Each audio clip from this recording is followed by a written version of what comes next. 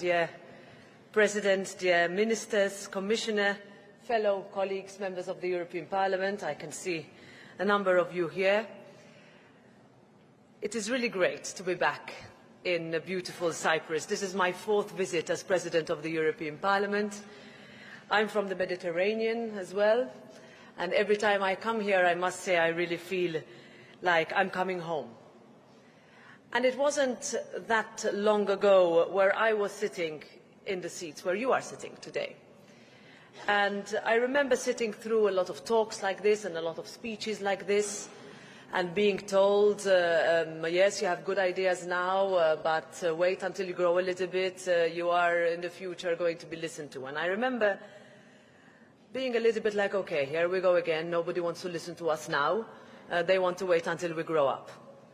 And I remember thinking, we are the present, and we have ideas now.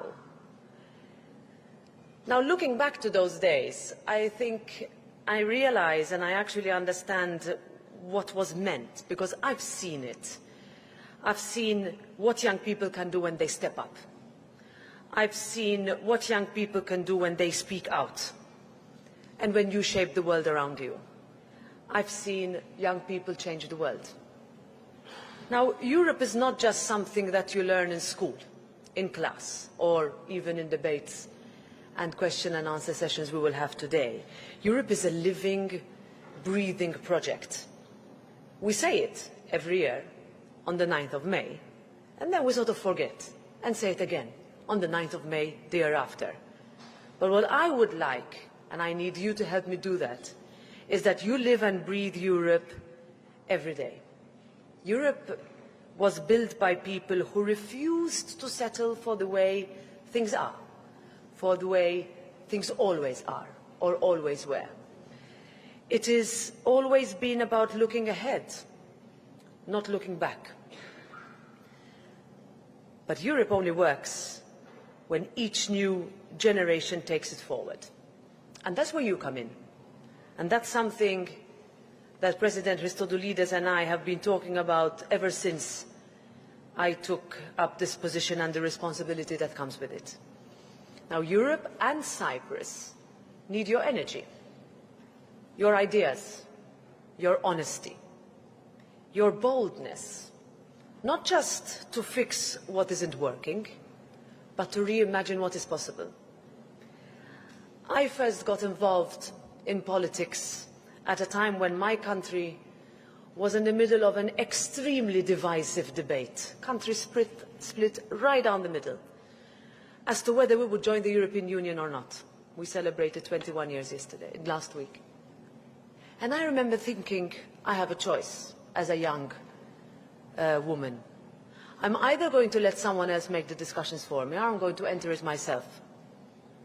And I remember asking my friends, and ask them, are you going to come with me and join me in this fight? Because this is an existential fight.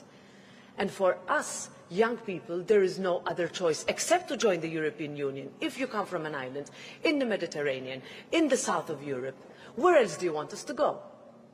A lot of my friends told me, don't worry, Roberta, you can do it by yourself. We'll support you along the way.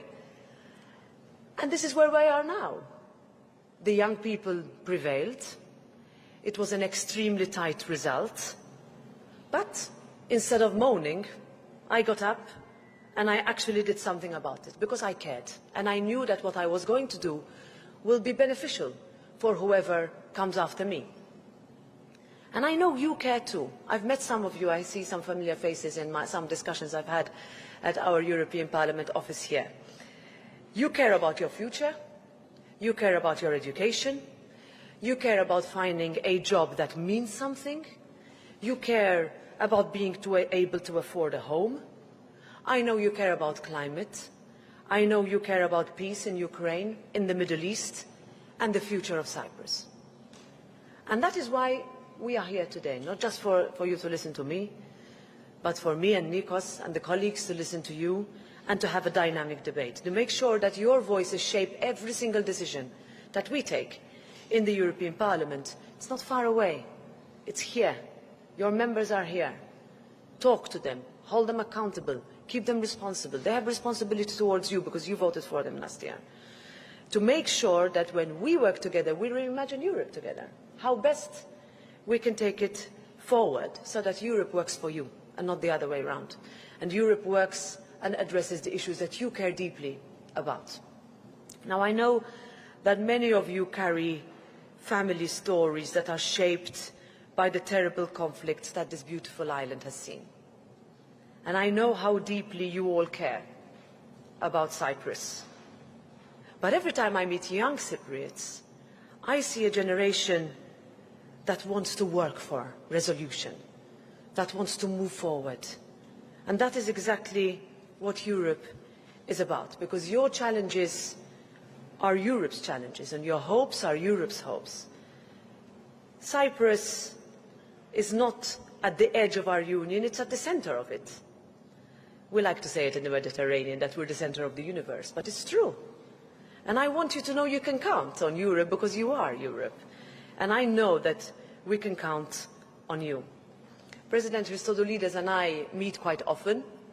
We meet in Brussels, we meet in different fora, and there is not one moment when he does not work tirelessly for this country.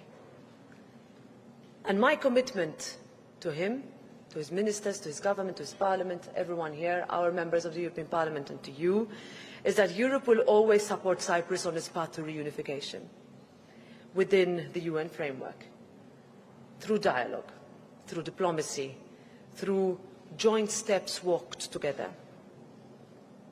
Every 9th of May, we come together and we say that this European Union of ours was born out of the ashes of war. It was built to bring people together, not to push them apart. And let me tell you, we will never give up on that mission. I have always been, and I will always be, an optimist. I think in politics you have to be. But looking at you all, that fundamental belief is fully reaffirmed. A few years ago, I met two young boys, men, from Famagusta in the European Parliament. And they stood in the European Parliament and they spoke about peace, they spoke about unity, and they spoke about hope. I will never forget them. Because in that moment, they showed me exactly what's possible when young people push ideas forward. Stella, you were with me at that meeting. And that's what I see today. I see a generation that is smart, that is determined, and that is full of ideas. In a nation that is leading in Europe, shaping debates and being an anchor for all of us, especially during the 6 months where you take the helm, well, all the decisions will be made and led by you. And we will look to you for that leadership. So, yes, when I say you are the future of Europe, I really mean every single word. And that means speak up. That means stay curious, get involved, ask questions, vote, organize yourselves, run for elections. We need to see more young people running for elections. Have the courage to put your name on the ballot paper. I didn't get elected the first time that I ran. I didn't get elected the second time that I ran. Today, every time I see a young person, I say, you learn. Even if you don't get elected the first time, you will get elected if you're committed. And then once you get elected, people will trust you. And then you are accountable to them. And then you are before them for re-election, and people will trust you again. That is what I would like the next chapter of Europe's history to be written about. It is also your job, not only mine, not only my colleagues. Please ask anything you want to us. I came here to listen. Over to you. So I'm not the moderator, actually. I'm used to chairing the Parliament, that I can moderate myself, but I won't moderate myself today. So thank you very much.